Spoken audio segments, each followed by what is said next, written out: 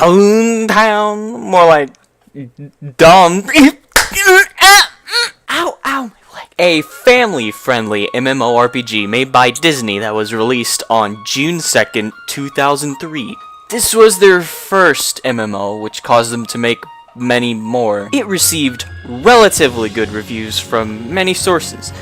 Its atmosphere has mixes of Mickey's Toontown in Disneyland and Who Framed Roger Rabbit, as well as from many other old cartoons from back in the day. It inspired many MMOs of its nature to implement similar child safety mechanics, such as the speed chat feature. Sadly, it closed on September 19th, 2013, as did most of their other MMOs, except for Club Penguin. But that didn't stop people from reviving it. Some teens and college students who didn't want the game to die got together to make Toontown Rewritten. Their work started immediately after the closure of the original game. Their hopes were to revive Toontown Online to its fullest by not only recreating the backend servers from the ground up, but also by improving flaws in the game itself. Surely this closed source sealed away system wouldn't be released to the public. Sometime after September 26th, 2013, when they released a video of their efforts on the game thus far, they were hacked. And the hackers stole the files and made some tweaks to the game and released the files.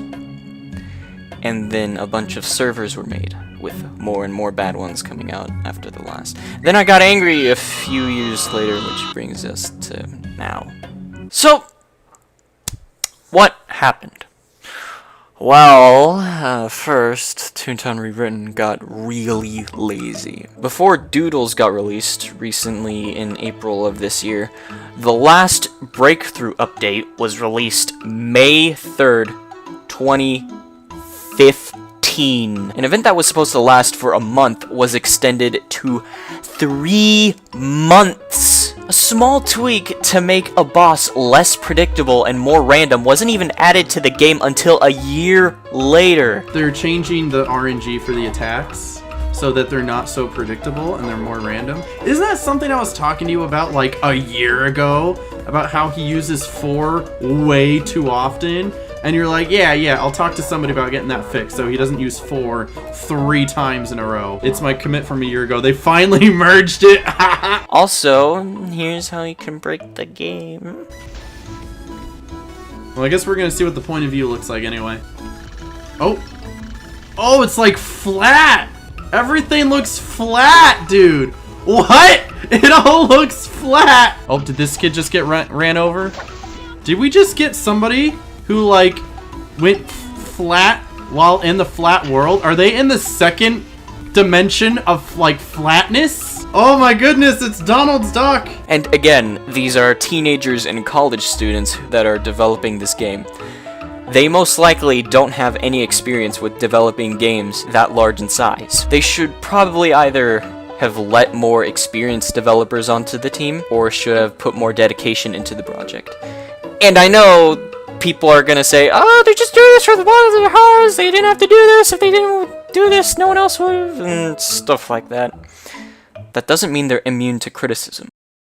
If they're doing something that you don't personally like, you should be able to give your opinion and complain. There are chances that the team will listen to your problems with their game.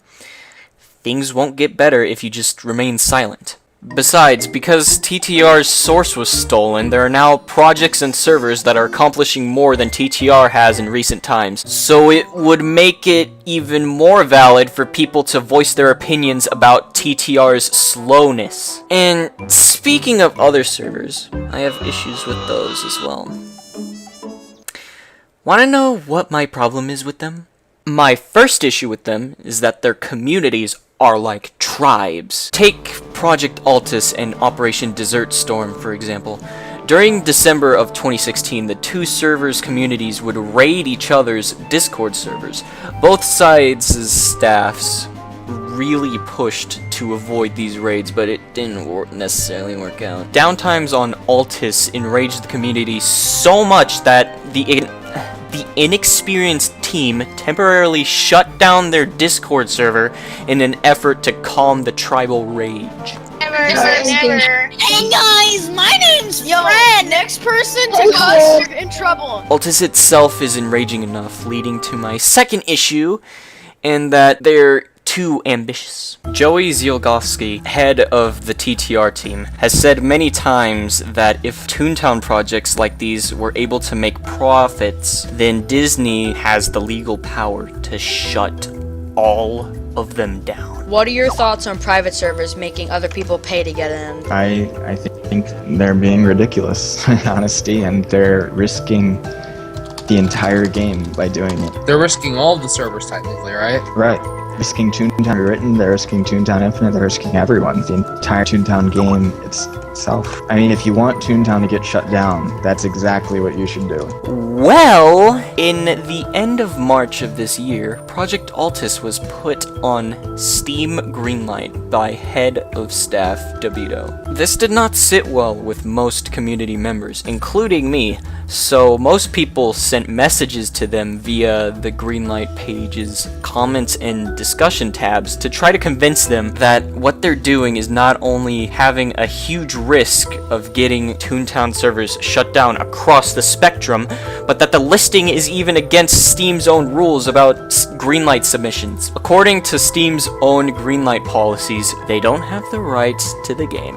They are using a modified version of the exact same engine from God knows how long ago, and the game has other copyrighted assets, like Mickey. I highly doubt that Disney gave them permission to put the game on Greenlight.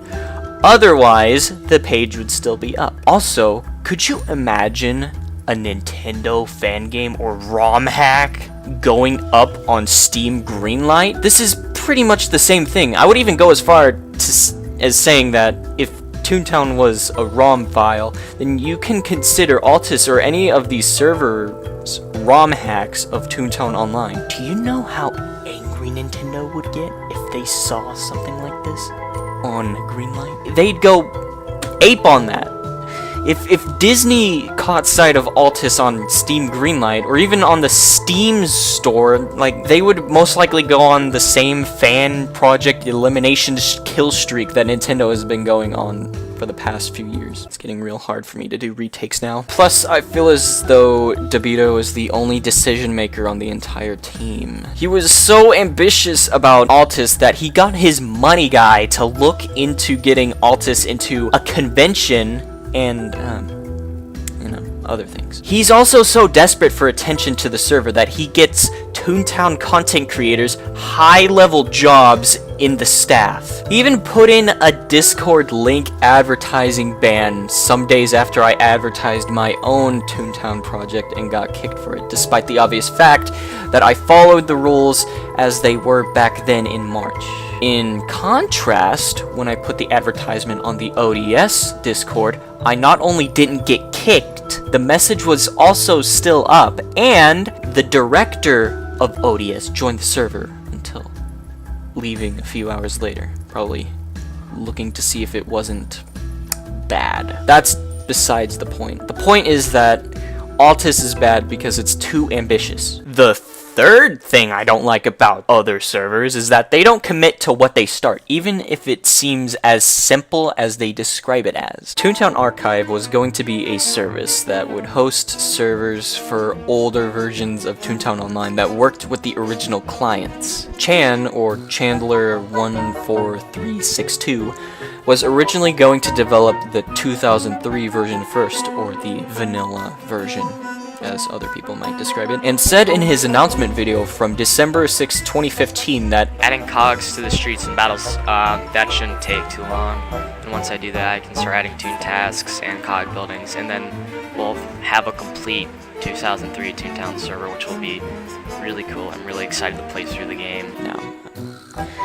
It's over a year later, and the game is still not up. The developer hasn't even said anything about the game in 5 months. The most we know about the game is that friends needed to be added, e-states needed to be added, and moderation tools needed to be added as well. I wouldn't be surprised if there were other things that he needed to add. Not to mention the many other attempts that didn't go through. Although some servers seem bad, they aren't. It should be worth noting that these servers try to do things different, as seen by ODS and its new story elements. However, I hate how people treat these different servers, from the friggin' raids to what I'm about to describe to you. They try to tear them down piece by piece about why you shouldn't join them, condemning the developers why they shouldn't make servers until they have experience, and going against anyone with a differing opinion. It's also funny how people hate it when servers steal from other servers.